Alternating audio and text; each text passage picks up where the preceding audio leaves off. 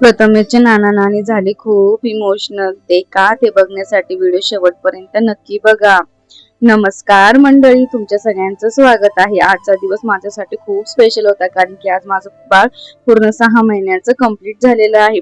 आणि त्याला सगळ्यांनी छान असं विश केलं आणि पोळ्यांचा नाश्ता करून घेतला. नाश्ता केलाच की लगेच लागली स्वयंपाक करण्यासाठी, कारण की आज प्रथमेशचे आई बाबा त्याला भेटायला येणार होते. आणि माझी भाकरी कशी फुगली आहे हे कमेंट करून नक्की सांगा बरं का.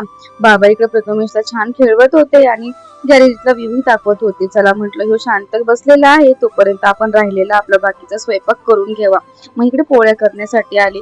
हो, मला माहिती आहे आपले खूप सारे व्हिडिओ बाकी आहे आणि व्हिडिओला खूप लेट होत आहे. सध्या मला थोडं टाइम भेटत नाहीये, पण मी लवकरात लवकर पोस्ट करीन. नंतर मग आत्याबाईंनी मस्त आम्हाला हा बर्थडे करायचा होता प्रथमेशचा, तर सगळं साहित्य वगैरे आणलेलं होतं आणि त्यांची ती तयारी चालू होती. आणि या आत्याबाईंनी प्रथमेशसाठी एक छोटासा टॉय आणलेला होता, तुम्ही ते बघू शकता. मग नंतर आले प्रथमेशचे नाना नानी आणि बघा ते आल्या क्षणी कसे रडत होते. खूप खूप खूप इमोशनल झालेले होते आणि ते मला काय बोलावं हे सुचत नाही.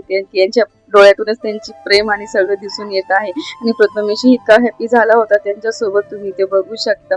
खूप त्यांनी मस्ती केली. मग नंतर माझी भाजी झालेली होती. मग सगळ्यांना जेवण वगैरे वाढून दिले. ह्या तिघांनी आधी जेवण वगैरे करून घेतले. इकडे आत्याबाईचं चाललं होतं डेकोरेशनचं. त्यांनीही डेकोरेशनचं चालू होतं, तोपर्यंत मग आमचं रेडी होऊन झालेलं होतं आणि फायनल आमचं डेकोरेशन असं झालेलं होतं, तुम्ही ते बघू शकता. खूप छान डेकोरेशन केलं होतं आत्याबाईंनी, त्यांच्या फ्रेंडनी. खूप छान, मला तर खूप आवडलं होतं.